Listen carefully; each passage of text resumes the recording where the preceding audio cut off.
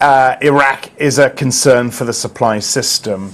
We're at 114 now on Brent. How much more of a concern do you think it'll become? I think the market's done a great job in pricing activities as it's progressing. It's a step-by-step thing. The political situation is very fluid, and what's essentially priced in at the moment is the loss of northern exports. That's happened already even before ISIS took over.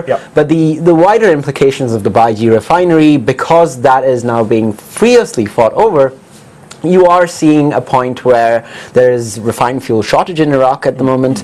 Some of the fields that contribute to Baiji had to shut down because the other output was the pipeline, which is bombed as well. So there have been minimal disruptions so far in terms of what could actually, in the larger scale of things, right? Sorry, very quickly, on Baiji, bombed and there is no prospect of it being repaired, right? No, so Baiji has been stopped in terms of functioning. It's the pipeline that connects the Kirkuk oil field to the Turkish port of Ceyhan. That's the one that's been bombed. So that big oil field, the Kirkuk oil field, had two outlets. It could either take the oil and export it. That's not an option because the pipeline has been bombed repeatedly over the last year. The other option was to process it by the Baiji refinery and have domestic fuel for the Kurdistan region as well as a bit of the Baghdad region as well.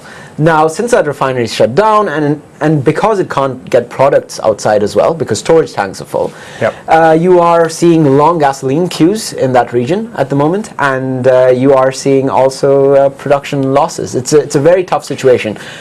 The other thing is Baiji also supports a power plant. Now, ISIS knows this is an amazing strategic asset to have if you are going to have a widespread control over the regions they are trying to have. So that's the entire game plan for now. Now we talk about the front end. 114. We say WTI that hasn't been so much affected.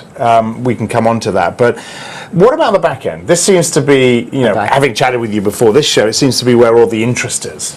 Exactly. I mean, Libya happened, we had it go just like this. When Iraq's happened, we've had the entire curve move up.